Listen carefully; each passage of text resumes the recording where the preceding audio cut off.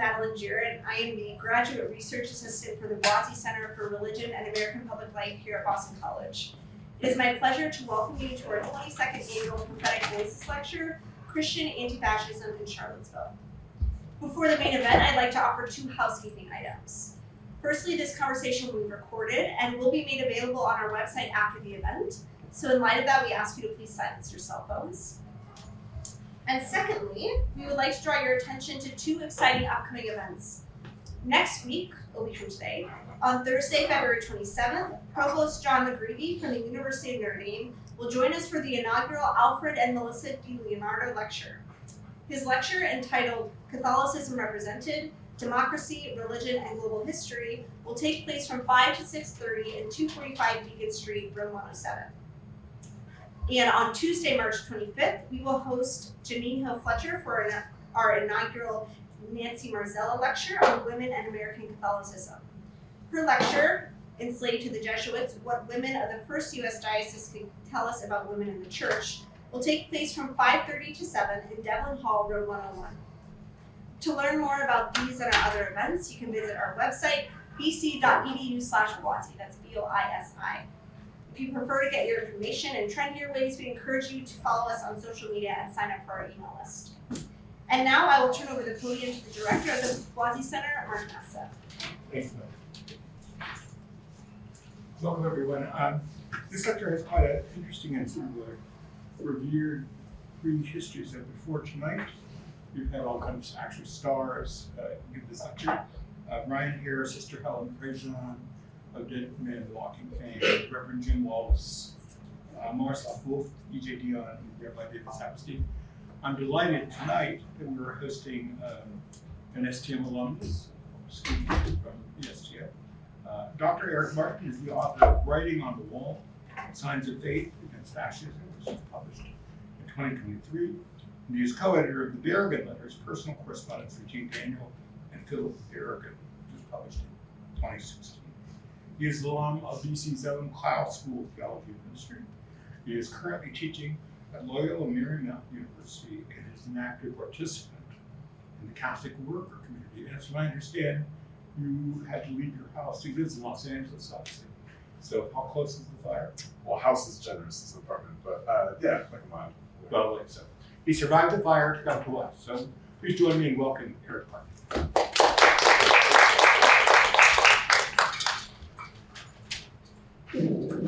Thank you all.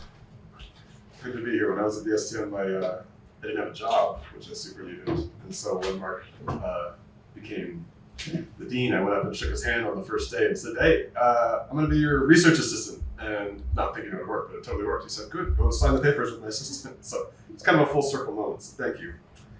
I'm going to be talking about Christian anti-fascism in Charlottesville. I assume that some people know what this means, Charlottesville, some people don't. But in 2017, the biggest modern white supremacist rally, that's what it was called at the time, it was really a riot, in modern American history happened in Charlottesville. It was called Unite the Right. The aim was to unite white supremacists of various stripes, Nazis, KKK, MAGA people, Proud Boys, etc., get them off the internet and mobilizing in the streets. And it was very much a response to Trump's presidency. And a lot of anti-fascists gathered against this, including a lot of Christians. And this is kind of some art that came out of the movement. I'd like to have this hovering over the introduction. I want to start, in fact, with a quote from David Bentley Hart, who spent 2.5 years translating the New Testament. And at the end of it, he kind of gave his, what did I learn kind of talk. And he said this, what did I learn after 2.5 years living in the Greek of the New Testament? Most of us would find Christians truly cast in the New Testament mold fairly obnoxious, civically reprobate, ideologically unsound, economically destructive, politically irresponsible, socially discreditable, and really just a bit indecent. And that is a perfect summary of what my friends were up to in Charlottesville. I happen to be living there at the time, so I'm kind of enmeshed in all this. So it's not an objective thing. It's from a lot of interviews or being first-hand witness to these things. It has a great description, just totally civically reprobate, out of order, et cetera, et cetera. This talk is going to be part storytelling and part theology, because I don't know, it's like the Bible. You can't really take apart. The story shows the theology, and the theology kind of comes out of people's actions. So it'll be switching back and forth a bit between those. In the order of the talk, it'll move in 3 parts. I'll talk a bit about what happened in Charlottesville, what was the theological rationale for the people doing that. And then second, what were some interpretations coming out of Charlottesville afterwards, including the USCCB and the anti-fascists on the ground. And then finally, the shortest one, what theological insights come out of the anti-fascist movement in Charlottesville. Something in my order, and hopefully there'll be plenty of time in Q&A to hash out the stuff on this. I want to note that Charlottesville, what happened there, is not some great exception. It's not a one-off, right? There have been clergy movements, people of faith mobilizing, in what they call anti-fascist or anti-racist for a long time. This is from 2014 in Ferguson. Cornel West was there getting arrested, but the cameras tend to follow him, but there's a whole movement there. In Portland, there's Piker, the interfaith clergy resistance in Portland, led by Rabbi Ariel Stone. In Stop Cop City, which I'm happy to go into in the Q&A session, there's a large Jewish, or very visible Jewish contingent doing celebrations and teachings on what Judaism has to do with this, etc. And so when we get to Charlottesville, it's not some thing out of nowhere, right? This is a long, just Jews against fascism in New York. If not now, it's marching against Nazis and stuff in New York. Antifa Jerusalem, Muslim Jewish Anti-Fascist Front. There's Buddhists figuring out what does Buddhism have to do with the Black Bloc. So this is not coming out of nowhere. This is just one voice among many, and hopefully all these will have books someday, but I'm not going to. This is why do people in Charlottesville call themselves anti-fascists? This is something we could get into later, is what is fascism, what is anti-fascism. But suffice it to say, the people who came to Charlottesville and came out of Charlottesville were self-identified as fascists, right? This is what happened there. So I don't think we need to like hem and haw over whether or not these are really fascists. We can debate other people, but they came with all the central symbols of fascism, the Confederate flags and swastikas.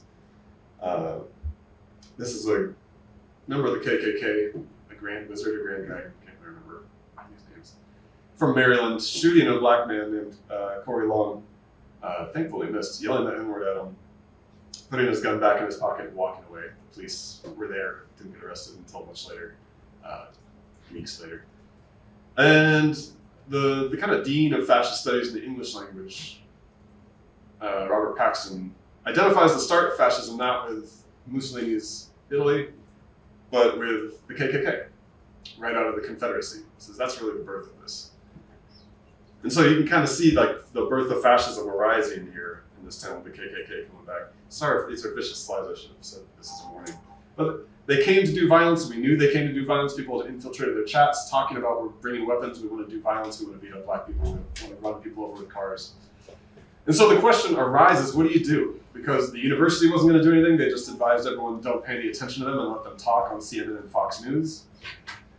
We went to City Hall, like try and get them to cancel the permit for the rally, saying this is not a First Amendment guarded thing, they're planning a genocide. This is not freedom of speech, right? They're organizing their violence with their speeches. City Hall didn't help out. None of the institutions helped out. The churches were not going to help out. So what do? What resources do you have to draw upon from your faith to join the people who rose up to resist all this? To say, no, we're not going to let you have your nice thing on the news and recruit more Nazis to your cause. That's bad. We're not going to let that happen. And so in comes Reverend Smash the Patriarchy on the left, or for short, Reverend Smash. She was kind of the town's chaplain, or at least the town's movement's chaplain, I guess. And on the right, you see Reverend Sekou. And we'll talk about just, all these people have deeper theologies than I can give time for here, but I just want to touch on them. Reverend Smash was the one who really took the lead in responding. She tried to organize a whole lot of clergy to have a nonviolent movement against what was going to happen. Most people did not join, but some did. She created Congregate Charlottesville for this purpose. How do we resist the Nazis nonviolently? Let's gather the people under this banner. Her theology was rooted in if you want to get central about it, she's a UCC pastor, United Church of Christ. She was getting ordained at this time and writing her theology, her ordination papers, like 1 month before all this happened. So we have a perfect snapshot of her theology, really. And the keystone of it is that Jesus is uncivil. Jesus, I mean, look at the Bible, right? He's yelling at religious leaders in the streets. He's got some great insults. He's destroying property in the temple, maybe attacking people, according to the Gospel of John. Who knows what he's doing that way? He's mocking Roman authorities and stuff like that. He was very uncivil. He was not someone people would have saw as, a great law-abiding citizen, clearly, from where the Gospel's headed. And so neither should Christians, or stated negatively, if you claim to be a Christian and you're going to follow the status quo and not rankle anybody's,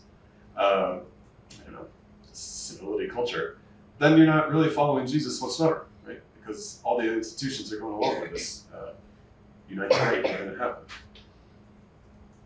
And in particular, there's a lot of First Amendment rhetoric. And she said, well, Jesus wasn't, the Gospels aren't the First Amendment, right? We like the First Amendment, but also shouldn't give you the right to organize for genocide. But what's more important, right? Protecting vulnerable people from genocide, organizing for genocide? Or, this letting them talk, which is more important.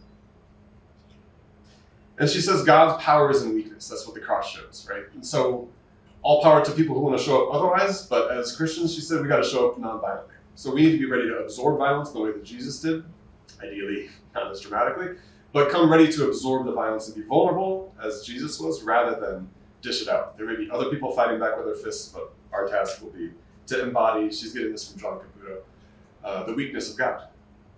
So she called in Reverend Osaje Foseku, who's from Arkansas originally, and is a Black Pentecostal church preacher.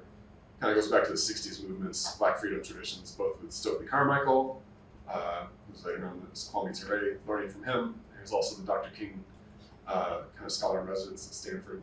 So he's bringing both arms of the Black freedom tradition, years of activism, into Charlottesville. He was called in from outside by Reverend Smash to say, can you train us in nonviolence for 4 weeks?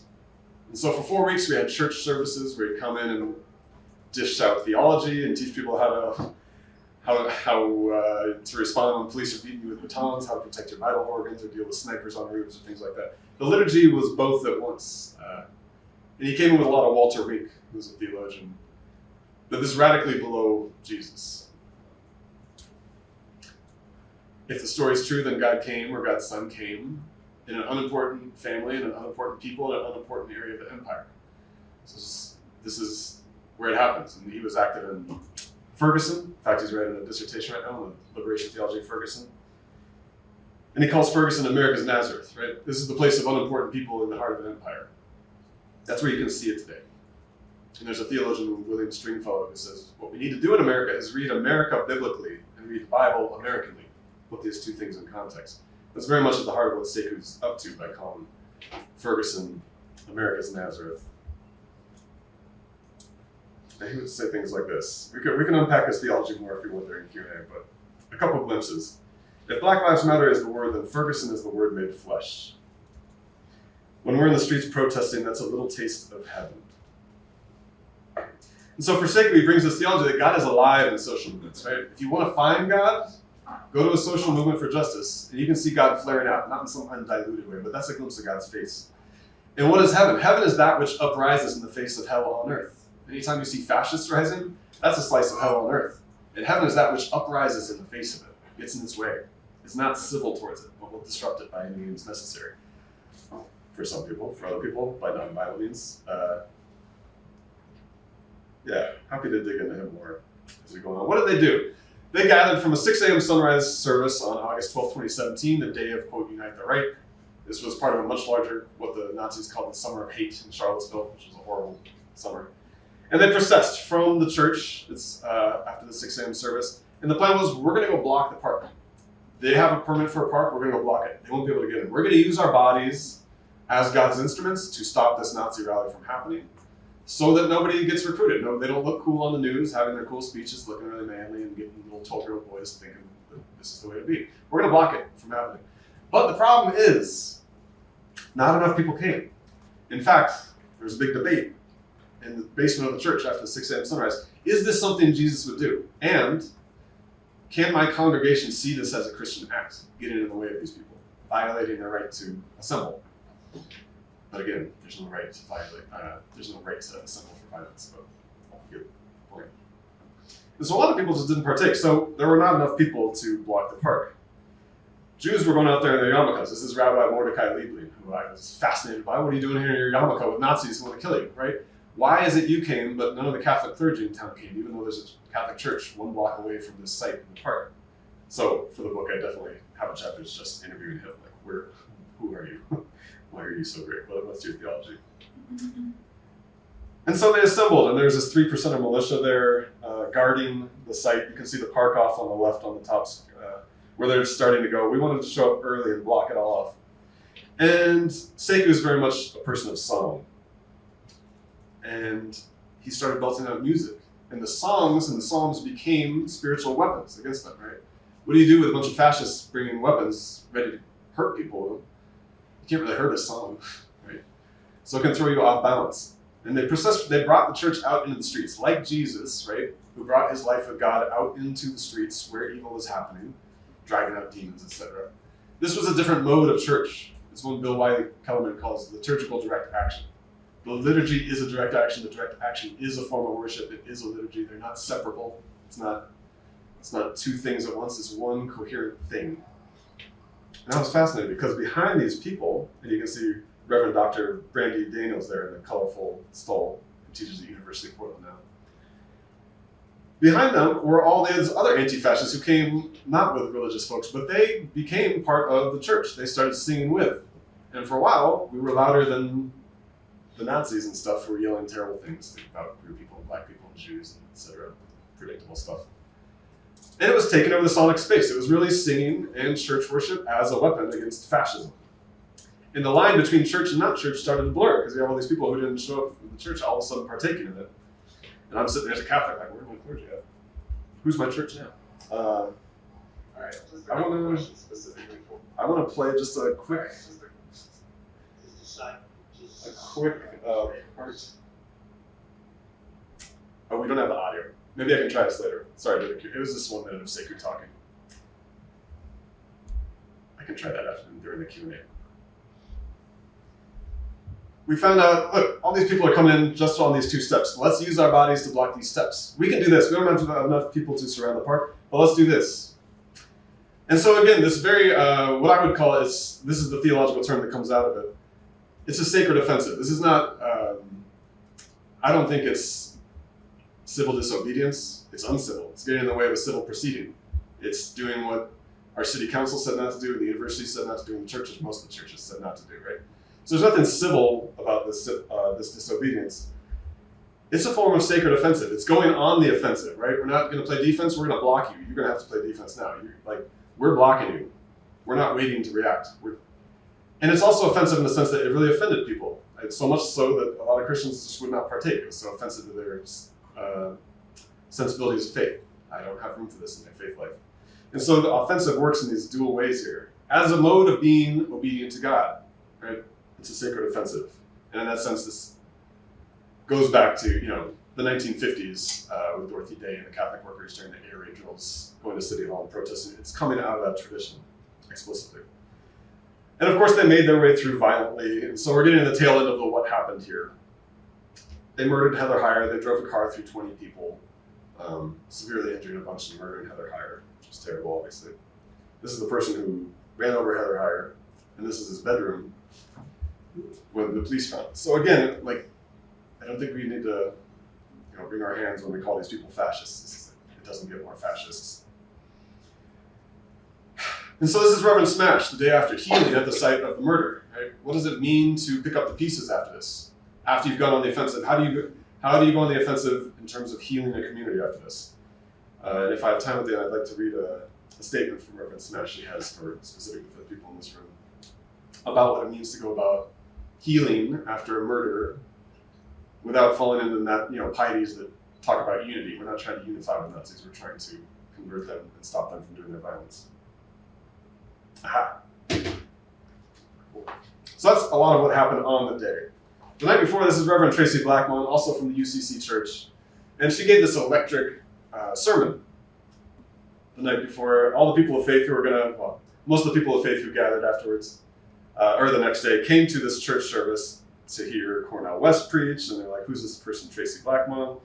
And it turned out she really was the thing people remembered afterwards. And she has this very aggressive, speaking of sacred offensives, this very aggressive interpretation of David and Goliath when it comes to the KKK and the people organizing here. So I'm going to, if you don't mind, read some of her sermon. She says, David knew who he was, and David knew whose he was. David says to Goliath, you're coming against me with a sword and the spear and the javelin, but I come against you in the name of the Lord Almighty God. We come this weekend as the army of God, equipped with spiritual weapons of warfare.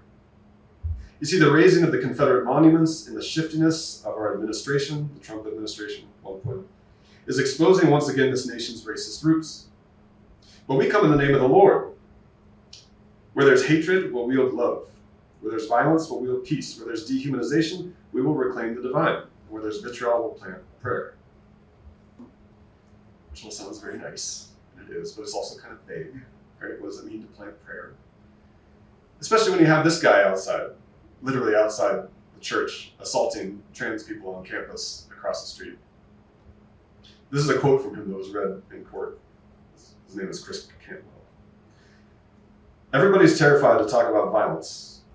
Everybody has to make that disclaimer. I'm not making that disclaimer. We're going to have to fucking kill these people, he said. So what does it mean to plant prayer when someone like that is outside trying to do real violence and kill people outside? So she continues. Until we close the camp, there will always be another Goliath. David knew that. You know, the thing I get upset about in church is that when we tell the story, as soon as David slings that stone, everybody starts dancing. But that's not the end of the story. The text says David doesn't just knock him down and kill him, but David takes his head off. I know that makes some people uncomfortable, but the fact that David takes his head off is a message to the camp that what Goliath brought will no longer be tolerated. We've been celebrating victories too soon. I remember as a little girl in Birmingham, Alabama, I still remember standing on the street and watching the Klan rally go by. I remember the American flags, the Confederate flags, the hoods passing me by. And here I'm at 54 years old coming back because the Klan is still rising. I'm not doing this justice. She was pounding the podium and yelling. The Klan is rising because we never cut the head off. We must not relent until we cut the head off. And this imagery of cutting the head off of white supremacy and the Klan, which is very different, obviously, from decapitating a person, really set the tone for the next day's proceedings when people processed out of the church to go block people. We're on the offensive here. We follow the uncivil Jesus. We're not going to follow the Jesus that has a First Amendment right for Nazis to recruit people for their genocide in his hand, right? We're going to cut the head off of white supremacy. What does that mean? It means we're going to figure it out. I don't know. Someone who gives us like this ability to say, I don't know quite what it means, but we as Christians got to muck through is Grace Aheron, who some people in this room know. This is exciting. She's an Episcopalian. She started this house church called Charis in town. And it started as an eco-justice community, but quickly turned into an anti-fascist hub in town when Unite the Right was planned. And she talked about Charis becoming a demonstration plot for God's future. God's future is revealed, however incompletely, in Scripture and other movements like the Civil Rights Movement. And the goal for Charis, this space, it was a church space not being used. It's an empty 12-acre lot. We're going to have people living here, and we're going to grow things. We're going to have festivals. We're going to host people who are not religious, who need safe space from the Nazis, Jews, queer people, who don't feel safe around it. It's not a big town. It's not like Boston. There's one stretch on downtown. So when the Nazis are organizing, everyone has to deal with them. And so obviously it's not safe for really anybody, but especially Jews, queer people, black people, etc., immigrants. And so it was a space where she was really trying to say, it's a very anarchist thing, hence the anti-fascism part, right? There's an anarchist mantra, right? You build the new world in the shell of the old. You don't wait for the authorities to create the best world, and then you just start living it right now. And she sees in this the story of Jesus enfleshing the kingdom of God in the Gospels and say, let's do that at Charis, right? Let's create a space of festival and celebration. We're going to make paper cranes for people who don't want to show up, and it's understandable people don't want to show up with their bodies against the Nazis. What can we do for them? Let's give them something to do. They can fold up a paper crane and write something against white supremacy on there, what their hopes are against white supremacy. And someone asked her, oh, so this is about peace, right? She said, no, it's about fighting white supremacy. Because she believes that with creation, this is the second key of her theology, with creation must come destruction. This is true in Genesis, right? God creates and in so doing destroys the previous state of affairs. The formless void, etc. and she draws on her Hawaiian heritage for this, right? It's like a volcano, she says. Lava creates new things, and in so doing destroys. The creation necessarily entails destruction. So with the prayer life, if you pray for someone with cancer, you're praying that the current state of affairs is destroyed. Cancer goes away. You pray for peace, you're praying for something else to be destroyed, not peace instead. She says, this is the Christian life. We have to grow comfortable with destruction as part of creation. And insofar as we're using our faith lives to organize against anti-fascists, this is one of the big gifts from, I believe, Christian anti-fascism in Charlottesville to maybe academic discourse and theology, is that creation always comes with destruction, and that people have to grow comfortable with that. It's a necessary part of creation theology, destruction. And yes, we should destroy the clan. That's holy work. It's unholy work not to destroy the clan, to not have that as an aim, I should say. And I want to read one quote from her. Page 153.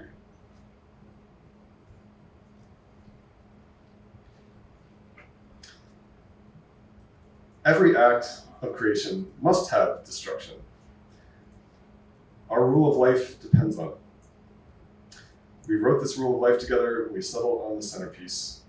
And as the summer of hate comes, we must ask, what might it mean to live in this place and this time together, to follow Jesus with our whole lives, in creation and in destruction?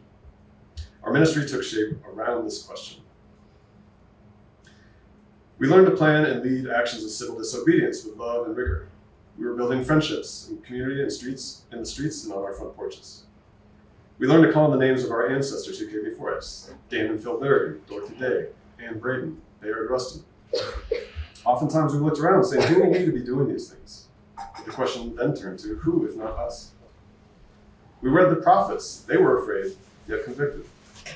We found comfort in words from our elders, like those from Dan Berrigan, who wrote to his brother saying, I'm being led in the damnedest of directions, as usual, without any roadmap except that of good friends. And so that's also part of the theologies. We don't have a great roadmap for fighting Nazis. We didn't get it, I don't get those in homilies. I don't go to church and then come out I know what to do about the Proud Boys or the new presidency or anything like that. It's not usually what I get in church. And so we're left without a roadmap. The Gospels aren't even a perfect roadmap for how to do this. So she says, we just got to be comfortable mucking around, because that's what Jesus seems to have done. Sometimes, right, it seems to be what God's doing, right? Sometimes God's changing God's mind according to what Moses says. What if you save, everybody? She says we got to grow comfortable with that. That's a theological mainstay from the Bible forward, right? Growing comfortable with not knowing what we're doing, figuring it out. And again, this is the anarchist principle. Start building the new world in the shell of the old. We just got to start embodying it, even if we don't have a perfect roadmap. Cool. So those are the key players in Charlottesville. Not really, but the ones who are public. What were the responses to start tying things up? The USCCB, the United States Catholic Bishops, released a pastoral letter against racism called Open Wide Our Hearts the next year, 2018. And Brian Massingale of Fordham called it a very unhelpful document. It's an actively bad document on racism. It, among other things, I could go on about, the whole talk could have been about this, I think, but I'm just going to name a few things. It's extremely vague. It's about racism. It's not about white supremacy. And if it's about racism, that means, I don't know, anybody could be the problem here. We're all co-responsible for ending racism. No one's more responsible than anyone else. There's an overemphasis on racist individuals, always some backwards other individual, not me, rather than cultures or systems that reproduce racism. The only thing it condemns is attacks on police. Police they're not a race. And it comes just sentences after they say, well, police are unjustly killing black people. Well, what we really condemn, they don't condemn that. What we really condemn is people fighting back, by which they sort of imply black people fighting back. And this is just not a helpful thing in a document on racism. I mean, not for attacks on the police, but using that condemnation language only for that. It's pretty suspect. It speaks of racist atrocities in a very passive voice that kind of erases the perpetrators, and how are we supposed to grapple with our history when it's very unspecific. It skips over reparations and straight to forgiveness. They tell the story of Augustus Tolton, the first black priest in America, and that he faced racism and things got bad for him. These are very passive things. Oh, what could have happened? And his response, they say, was he forgave those who were racist to him and served the church. And the implicit message is, black people today, if you're bummed out about racism, Breonna Breonna Taylor's family, what should you do? You should forgive those who've wronged you and serve. Serve who exactly? It's not a good prescription for anti-racism, not at all. And that leads to another problem. They quote Pope John Paul II and Pope Benedict more than all the people of color in history of the world. So where are you drawing these ideas from? Who are you drawing upon? Who are you reading? Who's animating your thought? And the last one I'll note. They voted Bishop Anthony Taylor from Little Rock while it was being crafted, said, hey, let's put in an amendment. Let's condemn swastikas and nooses and Confederate flags, which really should be pretty perfunctory to condemn the animating symbols of the Nazi genocide against the Jews and slavery in the United States. And they voted not to do that. They actively voted, no, we don't want to condemn those things in this document. And interestingly, that's how this book started. I wrote an article about this for Sojourners, and then the bishops leaned on Jim Wallace to have it taken down, and he took it down, and he kind of ended up losing his job in part because of that. And then someone's like, you should turn this into a book.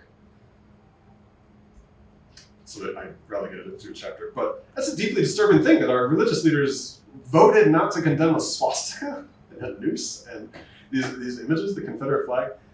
And so, as I turn to the very last section, which is very brief, what theological lessons can we learn from all this?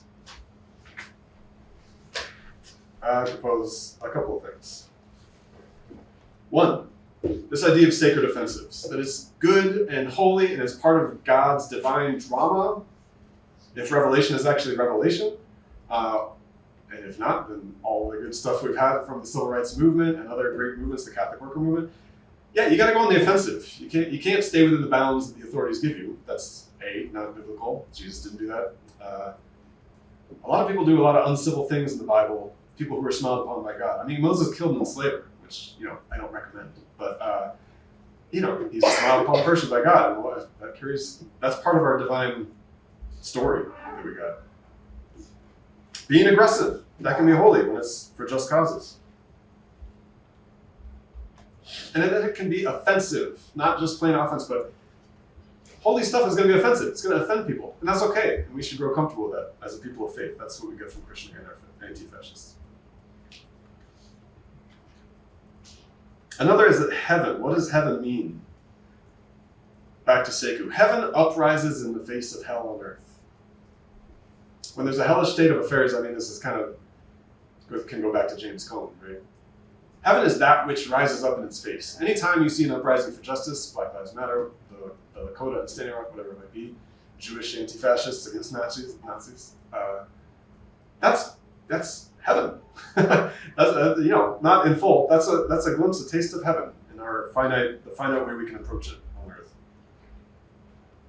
The third of four, it redirects where we look when we're looking for authoritative answers. Gordon Zahn talked about Catholic social teaching from below. If you look at a lot of Catholic social teaching, it's really Catholic social teaching from above, these encyclicals, etc.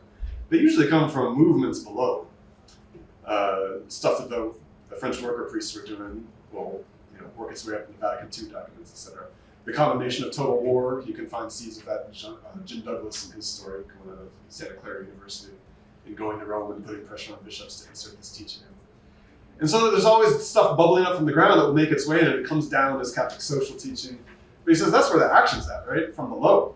And this is maybe where we should look to in times when fascism is rising, right? It's not wise to look to the people who won't condemn a swastika, but actively vote not to condemn the swastika. That's just unintelligent to look for them for guidance on this. So people like Sekou, like Grace, like Smash, etc. And I want to close on one quote. This is from Grace Aheron. And she talks about her conception of little resurrection, not a statement so much on Jesus' resurrection. After all the attacks, and Heather Heyer was murdered, and 19 people were run over by the car, and people were beaten with boards on their heads and have to get staples in their head, and the KKK guy shot a gun on camera at the black man trying to kill him. People were traumatized, right? What do you do after that? She invited a lot of people to Charis, this demonstration plot for God's future. And they grew this medicinal garden. It's very much swords to plowshares. How do we take a weapon and turn it into something that tills and grows and nourishes? Let's make of this violent moment a medicinal garden that can grow and heal people. And she wrote this about the process of how it came to be. or not how it came to be, how everybody participated in the making of it. After hours of shoveling compost into mounds and nestling tiny plants in their new homes, we gathered together around the garden's central bed. Into it, we dug a deep hole through the layers of burlap, grass, and earth below, preparing to plant an Asian American hybrid persimmon tree to be the garden's central presence.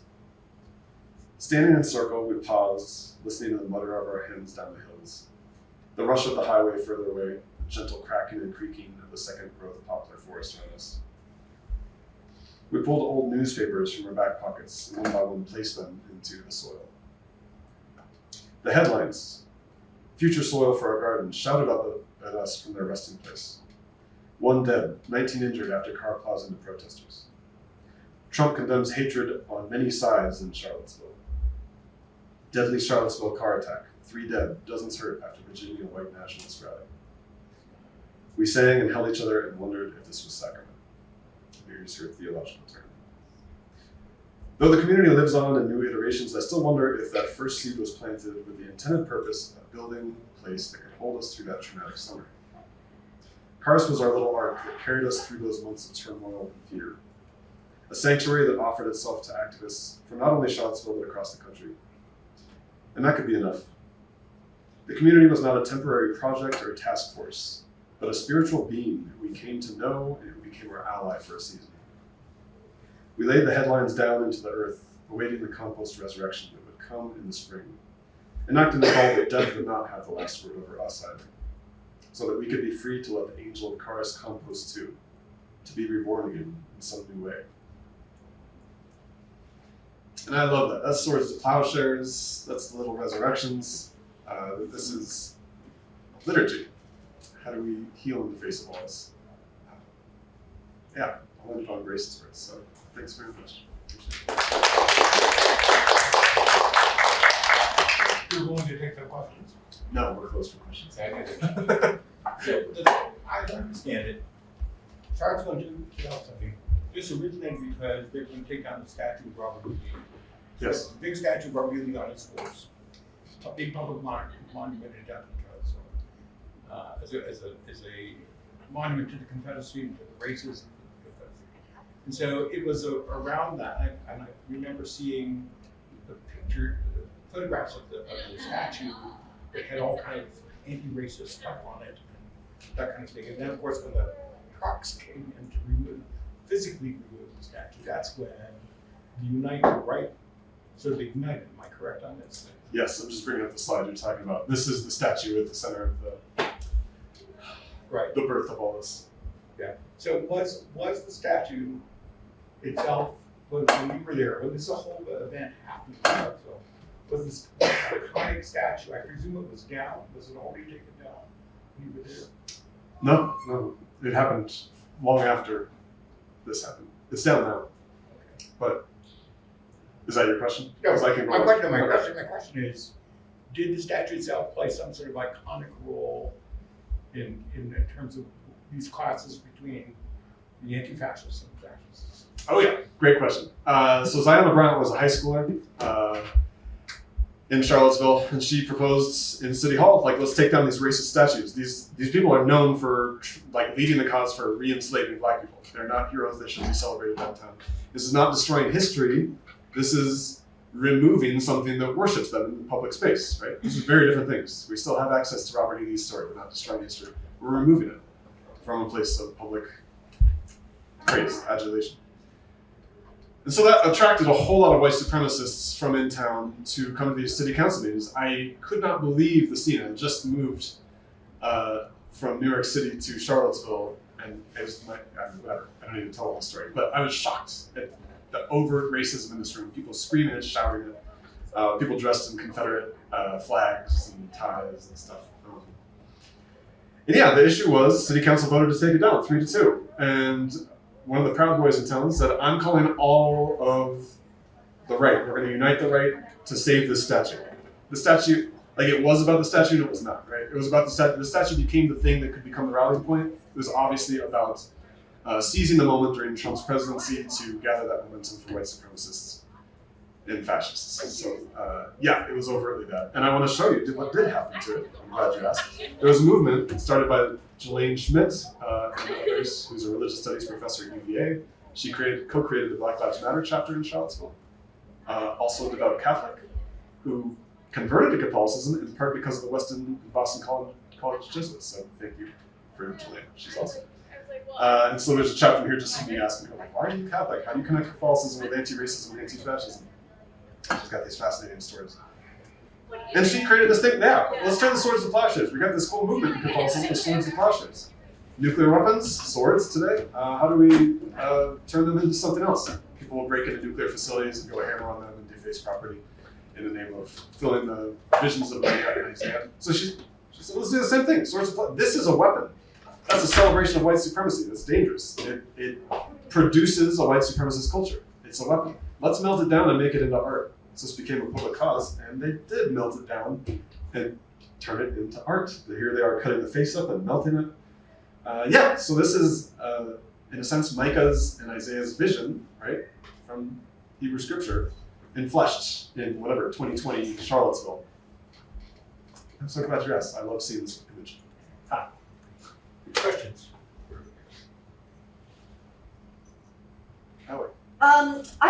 Thank you for this wonderful presentation.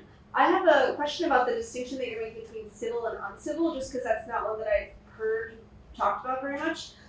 Could you talk a little bit more about like how the anti-fascists are using those terms and what they might mean for our political context today?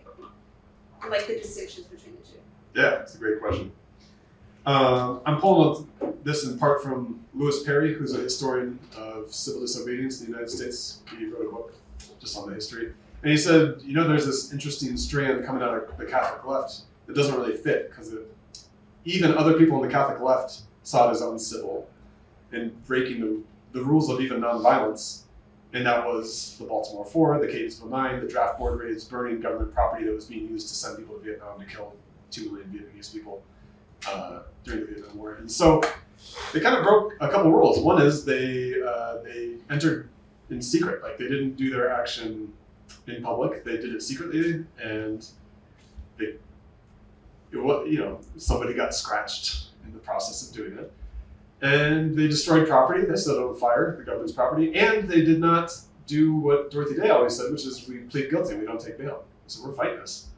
We're going to plead not guilty, and you're going to have to take us to court and prove it. And when I'm supposed to go to jail, I'm not going to show up. I'm going to go underground. And so several people, Mary Moylan, Dan Berrigan, Phil Berrigan, a few others, went underground on the run from the FBI. And so it broke these mainstays of what's acceptable within the bounds of acceptability for protest, right? And so I see in Charlottesville and elsewhere today, Stop Cop City, other places, Palestine encampments, things like that. It doesn't mean no one's civil. It means we have a rhetoric around civility today, just if we're talking broadly. And these movements don't really fit within it. They're uncivil. The Palestine encampments upset a whole lot of people. I mean, I also teach on the side at UCLA. It was very upsetting to a lot of people. They were claiming that Hamas was in there, which they weren't. And outsiders came and attacked. Anyway, I don't want to get too bogged down in the details. Well, so anti-fascists will say, well, look, if we operate within the bounds of civility, who gets to set the boundaries of civility? It's the people in power. And they're setting up boundaries that are going to keep them in power. So no, we're going to have to break those in the same way Jesus did. Jesus didn't operate within the bounds of the religious leaders of the day. And so they see in that a precedent, at least Christian anti-fascists. And I don't know if this is getting at what you want. So it's not like all anti-fascists have this mantra. This is something I'm interpreting from this movement's naming. It's not a streak of civility. In fact, for some people like Smash, they're like, no, we shouldn't be civil. That's a vice, being civil when times are unjust, right? I mean, think of what's happening right now. If we just all write letters to our congresspeople, like that's civil, but that's not going to get anything done. It's going to take the same thing it took for this nation to be born, a whole lot of uncivility, incivility, whatever, to make real progress towards justice.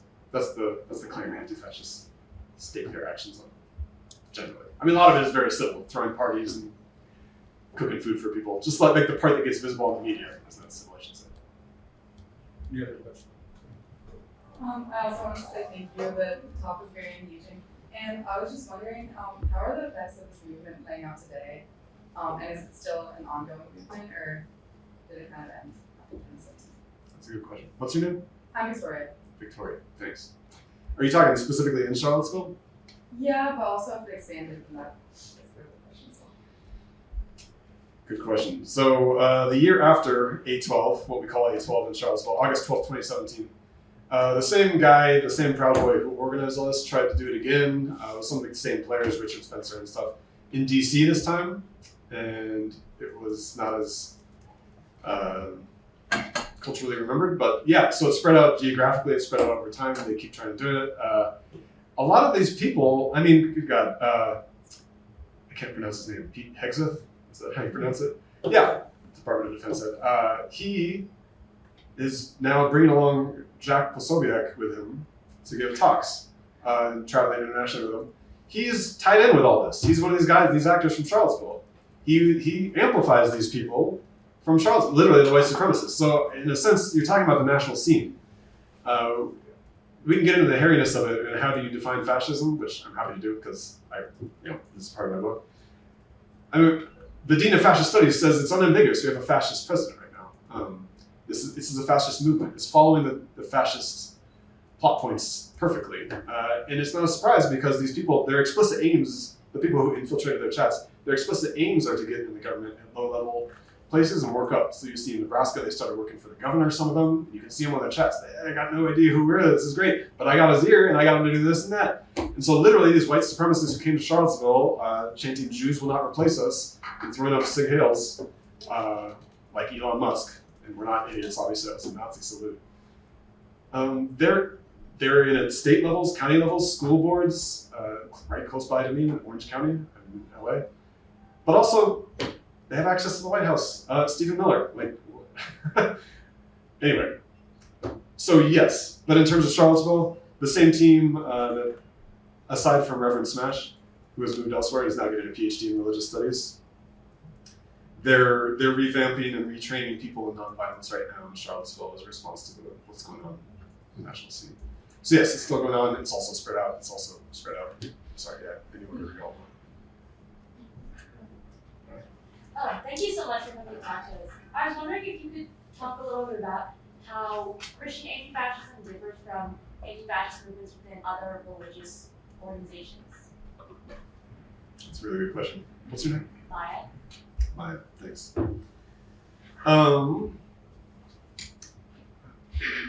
So I should say this was an interfaith movement, Congregate Charlottesville.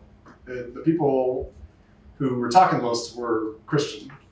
I should also say about 300 feet away from the planned rally, which was really a riot, was the Jewish synagogue in town, where they had to evacuate their Torah, which originally came from Europe, and it was evacuated during the Holocaust. And so we got this history, and so I should say I don't speak for like the Jewish anti-fascists or the Buddhist anti-fascists in town in the same way I can talk with the Christian anti-fascists in Charlottesville. But yeah, there was a lot of overlap, a lot of how do I say this? Here's an example. Or I guess two examples. One is the people from within of the religious faith. So there are Muslim people, there are Buddhist people. There was not a systematic attempt. I mean, these are a bunch of activists who are going to work full time and then like doing this after work and stuff. And so we're not like piecing together systematic theologies, which is eventually how this book came about. Because one day Jelaine was like, "Stop telling everyone to write this down. You write it. You have the time. You're an academic. This is literally what you're for, Eric." So you're kind of piecing together things piecemeal, but there's plenty in Jewish scripture to draw on, right? The Exodus story. You got a very uncivil God. In fact, I'm glad you asked this, Maya. Thank you. This is a podium from Richmond. On the top of the podium was a Confederate statue. And here they are taking it down. Black Lives Matter protesters, anti-fascist protesters and stuff clearly have redecorated the base here. And part of the redecorations, if you look carefully, are Bible references from Micah, from Jeremiah, specifically Micah 5:13. Coming out of Jewish scripture. What does it say? "In that day, says the Lord, I will cut off your images and your pillars from among you, and you shall bow down no more to the work of your hands." It's an anti-idolatry passage, and so that became something that Rabbi Rachel from the town could bring to the table. Hey, we've got this tradition of anti-idolatry. What is a Confederate statue except an idolatrous image of white mastery over black people? That's just what it's there in public for, right? And another one, Jeremiah 6:14, written twice on there. It says, "For from the least to the greatest of them, everyone is greedy for unjust gain. And from prophet to priest, everyone deals falsely. They've treated the wound of my people carelessly, saying peace, peace, when there is no peace." Aha! Preaching unity and let's just make peace, but there's no peace, right? This is an anti-fascist mainstay. Let's not talk about making peace or like, no, these paper cranes, they're not for peace, they're for fighting white supremacy, right? Let's not pretend to be unified with people who want to organize for genocide against our kin, right? And so you can get this straight out of Jewish scripture. But they, for reasons of safety, Jews were not at all as vocal as Christians were in town. I mean, not to be overly dramatic, but like some people had to like be hid in people's homes in Charlottesville, which is like a horrific echo of the Holocaust, obviously. But, like, and so their concern was elsewhere than putting together a systematic theology. But that's there, and I'm giving a not great answer because I don't have a great answer. I guess mine, right? Yeah. Thank you for that. Can I say one more thing? Just all this like tagging, right? This is a good example of, this isn't civil, this is graffiti, this is illegal, right? But like, it sounds a lot like the biblical story from Daniel chapter 5 with God tagging up state property in response to the king engaging in idolatry, King Belshazzar, drinking out of stolen vessels from God's house or temple, or I forgot what word they use in Daniel. And yeah, so here comes Daniel, the only smiled upon character in the story. He's like imprisoned down below, someone he's living in exile. And the tables flip. At the end, the king is slain, and Daniel gets a lot of power. And this is a message straight out of Jewish scripture, right? Yeah, we got a god of vandalism. We got an ungovernable god of graffiti. Looking a lot like the Black Lives Matter and anti-fascist protesters who were tagging up state property in response to powerful people engaging in idolatrous behavior. And yeah, well, I don't know who tags walls? God, in the book of Daniel. Don't tell me it's not good. Maybe it's not civil, but it's not like it's undivine. It's extremely divine if we can trust scripture, Yeah, I'm so sorry. What's your name? My name is Mahar. Thank you for your talk. I wanted to ask, how do you think fascism have been manifested to social media, and have you seen any activities of fascism on the global, international? Yes. That's a great question. And it kind of begs the question, what's fascism? So if I can give a quick and easy, from Robert Coxon, who has this book called The Anatomy of Fascism, which is kind of one of the go-to books for in the English language fascist studies. He says, well, what makes something fascist, right? What constitutes fascism isn't quite an ideology, right? The Italian Fascist Party was not anti-Semitic for the first 12 or 13 years of its existence, but it was fascist. So we can't look to like, did they believe this? Were they against Jews? There's no, like there's a communist manifesto that's kind of canonical. There is no fascist manifesto that all fascist movements kind of like draw upon. And so he says what you can look to for fascism most reliably is passions in a narrative, right? So the fascist movements come with this story that we were once a great people and we were wronged and diluted by these outside people, immigrants or religious minorities, Jewish people, queer people, disabled people, Muslims.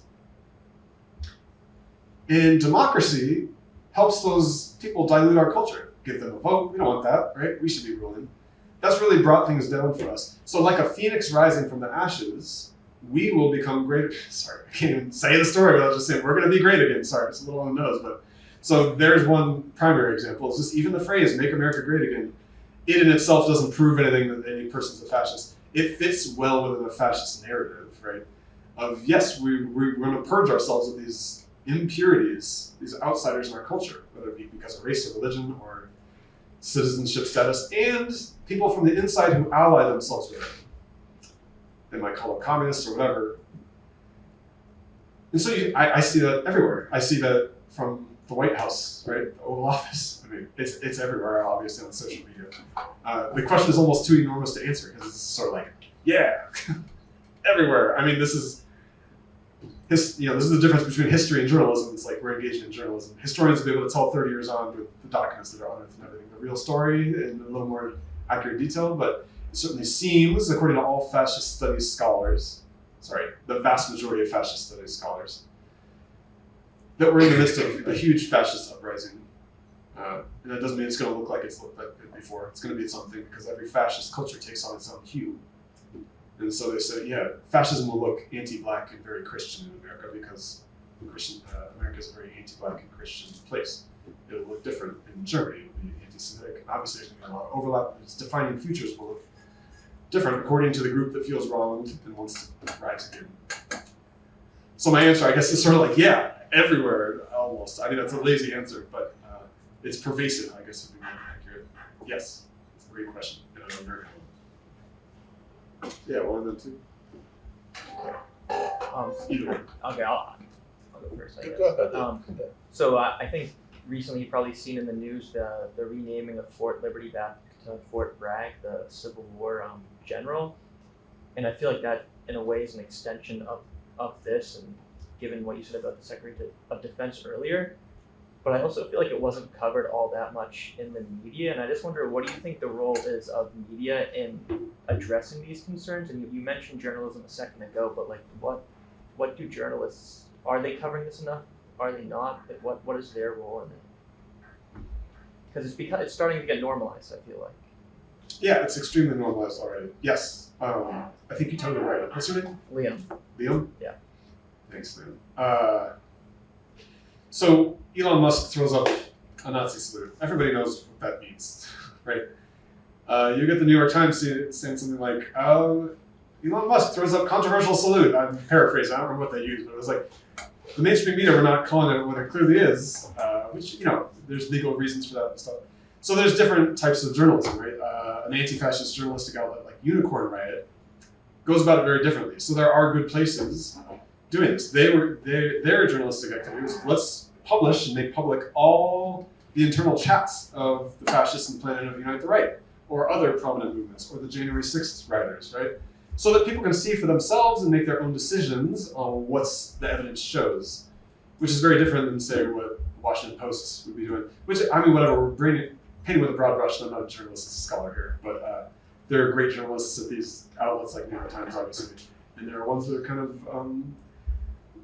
washing the laundry of those people, and I don't know, I kind of am afraid of making general comments that are sweeping, but in a similar way that I don't think it's intelligent to trust, say, the USCCB, which is not, there are certain bishops I trust, but as a body, I don't think they've proven themselves to be trustworthy in talking about fascism or anti-racism. I think it's unintelligent to expect the New York Times or the LA Times to come in and save us. And this is an anti-fascist statement. We don't, Catholic workers too. We're not going to depend on the state or any establishments to save us. We're going to do it, right? You start building the new world in the shell of the old. We're not going to trust the shell of the old world. We got to start creating our own places like Caris. Maybe that's extremely local. Maybe that's what we can do for now. But we got to build up the infrastructure and make it bigger and bigger. So it would be great for journalists to create their own places like Unicorn Riot, or even bigger places like The Intercept, which is in this book. But I'm also not an expert on this side. I don't really know. Game? Yeah. So I mentioned to you before, I teach a class on anti-Semitism, racism, Christian nationalism. So I've been thinking a lot about this. Part of what I hear you say, Christian institutions appear incapable of resisting fascism in America. So is it possible for decentralized Christian movements to be enough to turn back the tide of fascism in America, or does there need to be a scaling up of some kind of alternative institutional structures to address the present crisis? I would emphatically say the latter, right? I mean, just based on evidence. I remember when Trump Part 1.0 started, I used to be part of the DC Catholic worker community. We'd be at the White House every week protesting about Guantanamo. Sometimes there'd be 8 people, protesting about this. the Obama era. But all of a sudden, I was at the Women's March too, and there was like 1 million people. We're like, whoa, where y'all been? There are people being tortured in our prisons in Cuba. But also, not to shame anyone, because I'm glad you're here. This is great that people with Starbucks drinks and strollers are here. I love this.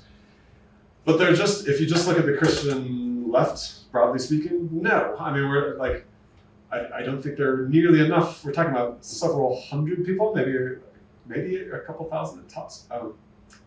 No, that's not enough people. And even in Charlottesville, we wouldn't have been enough to do much of anything. Maybe witness to the truth and things like that was different than being effective politically to stop people nowadays. So no, I think the aim for people looking to tie their theological outlooks and their faith lives to political engagement, which I think is mandated in Christianity, just part of the genetic makeup of Christianity, should be at least. I think it's the goal should be to how do we ally ourselves and embed ourselves within movements and create ties of trust. Because oftentimes these movements that are doing justice work don't trust religious people for very good reasons. A lot of them are queer, that have been wronged by institutional churches, et cetera, et cetera. And so just becoming part of it, like in Stop Cop City, having Jewish people prominently saying, hey, we're not going to tell people to come, we're not trying to pretend we're leading the charge against Cop City in Atlanta, but we're here and we're going to have a Shabbat service for anybody who wants to come. Things like that seem much more like the aim. How do we become part of the answer rather than especially as a Christian, like, no, we shouldn't be offering Christianity as an answer to things that's failed us time and again. But for our own little movements, insofar as, if I'm just talking to my group, we got to draw upon Christianity, but we're not going to recommend it as the answer to other people. That's what they do and open wide our hearts. They say, well, what we need is more missionary activity to make more, evangelize the gospel. As if that wasn't part of the problem that created racism in this country with genocide against indigenous people, etc. Anyway, so yes, emphatically the latter, I would say. I don't know, you're the expert here, would you say something similar? Seems like the fascist moment we're confronting right now is a constitutional crisis first. And then there is the issues of popular movements trying to resist harm being done on the ground. I feel like we're grappling with two different crises at the same moment. I hear you addressing the issues on the ground, and one of my questions is, maybe from the context of the movement you're in, whether or not the Constitution is preserved is a moot point, because maybe that's just going to fall away and something new is going to be built. That's a lot. I mean, there's a lot of response to that, so I don't know. Yeah, I'm not projecting you that. I'm just trying to hear that there's a different political philosophy at play that you're articulating. Yes, because it's rooted in, documents of faith. Some part poem, part story, part law, part all these things. So it's very complex to try and translate those, obviously. So and the relationship with different anti-fascists also, if we just drop religion, different anti-fascists would approach your comments in different ways. Like, get rid of the Constitution. Destroy the world that exists. It's clearly unhealthy and bad for many people. And some people say, whoa, let's start building the new world in the shell of the old, but the shell has some very important pieces here and now, because it's not like we got the good new world yet, but it'll take over the second the shell crumbles. So you might get more nuanced take and less nuanced takes, depending on which community you're talking to in the left and right. Yeah. I just wish there were more explicit religious lefty communities speaking up, producing literature for people to think about. I don't know how people feel. We all in Charlottesville felt lost. Like we don't know what to do from our churches. We're gonna have to figure it out with ourselves here. Like, we all met at the Catholic Worker, not at the Catholic Church, the Episcopalian Church, and everything. This is the only spot we know where to go. We don't have directions for this. By the way, in case you're curious, I'm gonna toss this book. Feel free to take a look at it, pass it around if you want. Thank you. Yeah, It looks well used. Yeah. it's my wife's copy. What do you think is making them believe that? I don't know if the slogan "Make America Great Again" is telling you, let's make just white people, just Christian whites, be in America, and what's making them think all these Proud Boys to we need to get rid of these people, and what are they using as justification? You're talking specifically about Proud Boys and fascists like that? Yeah, the extremist far right. Okay, cool. That's a much easier thing to address. Thank you. What's your name again? Bahara. Mahara. Bahara. Bahar. Thank you. So even within that category, different people are going to get different answers. Some people will be they'll give different answers in private than they do in public based off things that have been published.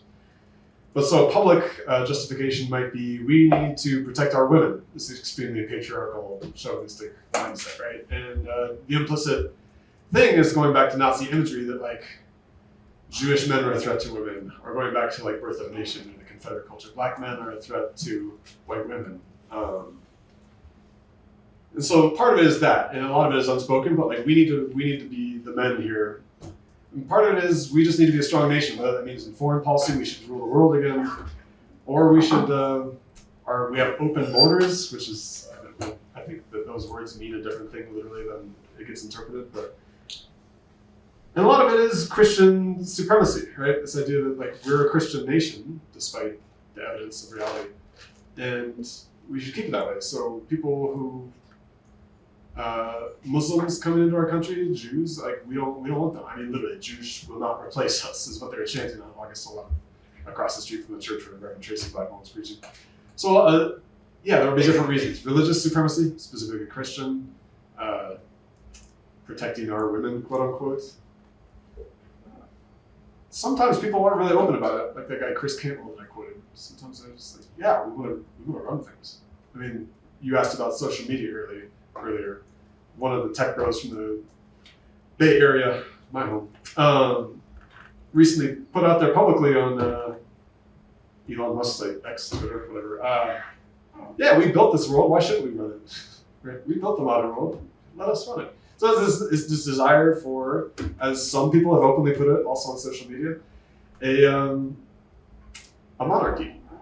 And some people want an explicitly Christian monarchy, including some people in the Portland area, like Joey Gibson and stuff. So it's, yeah. I also can't answer for everyone because I only been studying what I've been studying, which is complete. That's what I got. Good question. Can I bring up the N word? Niebuhr. Robert Niebuhr has published more about coercion than any of the Protestant theologians of the 20th century. Ron Niebuhr wrote a book called Moral Man and Moral Society, which had a big impact both on domestic policy and on foreign policy. And basically his understanding, because he was a Protestant Christian himself, is that coercion is necessary. In any kind of social interaction involving groups, the phrase he uses, in any kind of situation larger than the family, when you're trying to sort of negotiate justice issues, there's an element of coercion. That must be, for him, coercion is not a bad term, it's a very good term, because it's, you know, one of the phrases from his book, The Nature and Destiny of Man, is, which was his Gifford lectures in Edinburgh, he said, coercion for righteousness' sake is almost always a very good thing. So does the concept of coercion, the Niebuhrian concept of coercion, ever appear in the discussions of the folks you were talking about? That's a good question. I haven't seen it explicitly, but the concept, yes, all over. I mean, if you look at the Muslim ban during the first Trump presidency, part of the tactic of going to the airports to protest that is, well, okay, if we can't trust this administration not to instill a Muslim ban, clearly, we're going to coerce them. We're going to show up and shut stuff down. And that's good. This form of coercion, right, is good. Gandhi talked openly about coercion, saying, you know, I'm not trying to coerce people, but if you look at what he was doing, there was a sort of moral coercion going on. Dr. King, in the letter from Birmingham jail, sort of says implicitly, like, hey man, if you're not going to deal with us, you gotta deal with, he doesn't name them, but like Malcolm X and the Nation of Islam and these other people who are not nonviolent. And what's that? It's like an implicit, I mean, a threat is maybe too late of a word used with Dr. King because he's nonviolent, but there is this like, hey, I'm doing what I can here rhetorically to like put the pressure on you to act, right? How do we get you to act? Can I remind you what's going to happen if you don't respond to us positively, right? So that's a form of coercion, I think, and it's good to name that and be honest and say, yes, there are good forms of coercion. There are good forms of shutting down speech, right? I mean, it's not like we have free speech in some maximalist way here anyway. Like you can't threaten to kill people, you can't hold signs, political signs in certain condominiums, and it's legal, etc. So they're just saying, discriminating against genocidal speech is discrimination, and that's good. coercing genocidal groups to go back into the shadows, that's good. They shouldn't be in public. That's healthy. And if we can't count on the institutions to do that, then the little, like the 1% of anti-fascist work that looks public and messy and uncivil, like showing up in the streets and if necessary, like beating back people. This happened once in Charlottesville. Let me finish the thought. That's a good form of coercion, to finish a response. In Charlottesville on A12, the day of all the most visible violence, people heard through the walkie-talkies, one of the white supremacist groups is now marching towards the black neighborhood, this public housing project, a playground where black children are playing. And what stopped them was not police, it was anti-fascists who went and headed them off and literally fought them back, right? So that's good. I don't want the white supremacist Nazis and Klansmen to be around black kids as they're marching toward it. It's very obvious what's going to happen when they're there. That's good, right? It's good to be intelligent and nuanced about what type of coercion is good. So we can't just say coercion is great, but yes. I would say most anti-fascists would totally agree with you and Niebuhr there. I'd like to be put in the same phrase as Randall Huber, so thank you. Please join me in thanking her.